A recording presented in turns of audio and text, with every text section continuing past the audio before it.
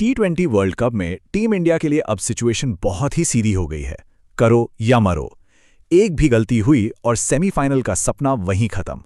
आज हम एक ऐसी ही साहसिक रणनीति को समझने वाले हैं जिसमें टीम में एक बहुत बड़े बदलाव की बात कही गई है। चलिए समझते हैं इस पूरी रणनीति को। तो बहस की शुरुआत ही होती है एक बहुत ही कह सकते हैं तीखे बयान से। कहा गया है कि एक खिलाड़ी को हटाओ तभी सेमीफाइनल में जा पाओगे, वरना वेस्टइंडीज से भी बुरी तरह हारने का खतरा है। यही बयान इस पूरे विश्लेषण की नींव है। तो सबसे पहले ये समझना जरूरी है कि ये मैच इतना बड़ा क्यों है। ये कोई आम लीग मैच नहीं है, ये सीधा नॉकआउट मुकाबला है। यहां से एक टीम आगे जाएगी और दूसरी टीम का सफर यहीं खत्म हो जाएगा। मतलब हिसाब किताब एकदम साफ है। अगर वेस्टइंडीज जीता तो वो सेमीफाइनल में, और अगर भारत जीता तो हम सेमीफाइनल में। एक मैच, एक विजेता और सेमीफाइनल का एक टिकट। इससे बड़ा मुकाबला भला और क्या हो सकता है।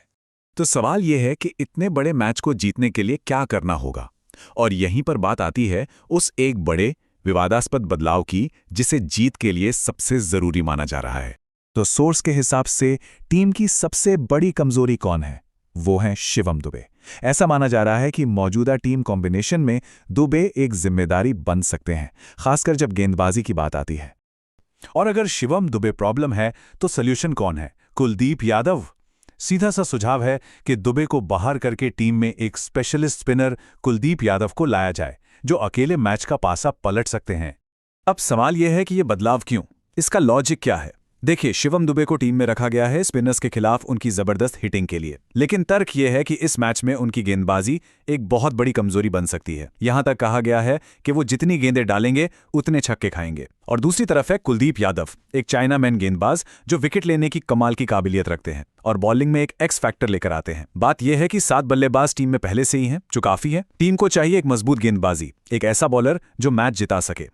ठीक है, तो एक बल्लेबाज बाहर गया, एक गेंदबाज अंदर आया, लेकिन इसका असर तो पूरी बैटिंग लाइनअप पर पड़ेगा, है ना? तो चलिए देखते हैं कि इस बदलाव के बाद नया बैटिंग ऑर्डर कैसा दिख सकता है। तो देखिए, इस नई स्ट्रैटेजी में टॉप 3 को छेड़ा नहीं गया है। संजू, अभिषेक और ईशान किशन वो वैसे ही रहेंगे। असल खेल शुरू होता है नंबर 4 से, जहां कप्तान खुद आएंगे पारी संभालने। और सबसे बड़ा जो प्रमोशन है वो है हार्दिक पांड्या का, जिन्हें नंबर 5 पर लाने की बात हो रही है। उसके बाद नंबर 6 पर तिलक वर्मा और 7 पर अक्षर पटेल को मौका मिलेगा, ताकि बैटिंग में गहराई बनी रहे। तो बैटिंग तो सेट हो गई। अब आते हैं गेंदबाजी पर। कुलदीप यादव की टीम में आने से बॉलिंग अटैक कितना मजबूत और कितना अलग हो जाता है। तो अब हमारे पास 4 मेन बॉलर हो गए। कुलदीप यादव तो हैं ही वो एक्स फैक्टर। उनके साथ वरुण चक्रवर्ती को भी टीम में रखा गया है, और इसकी एक बड़ी वजह है कि ये उनका होम ग्राउंड है। और तेज गेंदबाजी का मोर्चा कौन संभालेगा? जाहिर है अर्शदीप सिंह और जसप्रीत बुमराह।